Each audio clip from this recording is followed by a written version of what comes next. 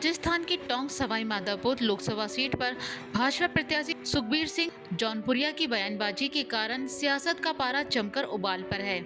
जौनपुरिया लगातार कांग्रेस प्रत्याशी हरीश मीणा पर तीखे व्यंग बाण छोड़ने में कोई कसर नहीं छोड़ रहे हैं। इस बीच जिले की सियासत फिर से चर्चा में है कि जौनपुरिया जिस तरह से बयानबाजी कर रहे हैं, कहीं उसमें हार को लेकर बौखलाहट तो नहीं या फिर कुछ और है।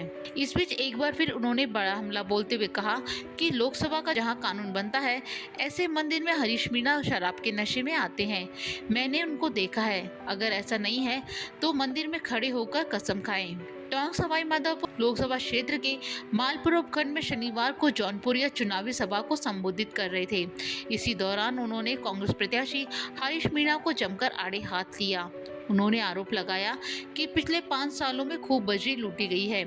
हरीश मीणा के समय में तो खूब लूटमार हुई है। उन्होंने हरीश मीणा को चुनौती देते हुए कहा कि कांग्रेस प्रत्याशी आए दिन मेरे बारे में गलत आरोप लगाते हैं। हरीश मीणा कभी कुश्ती तो कभी कबड्डी खेलने के लिए कहते हैं।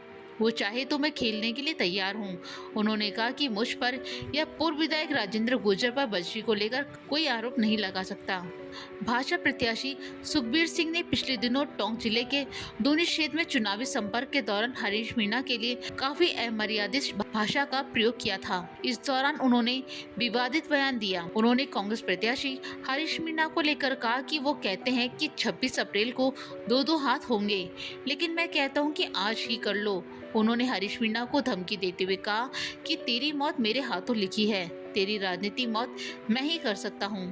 वहीं सुखबीर सिंह के बयान के बाद कांग्रेस में बवाल खड़ा हो गया है और कांग्रेस भी इस बयान पर हमलावर बन गई है। लोकसभा चुनावों को लेकर मतदान जल्द होने वाले हैं। ऐसे में राजनेता एक दूसरे पर जमकर हमला बोल रहे हैं और कई बार अपनी मर्यादा को भी तोड़ रहे हैं। ऐसे में देखने वाली बात होगी कि चुनाव जीतने के लिए इन राजनेताओं की बयानबाजी और कहां तक जाती है।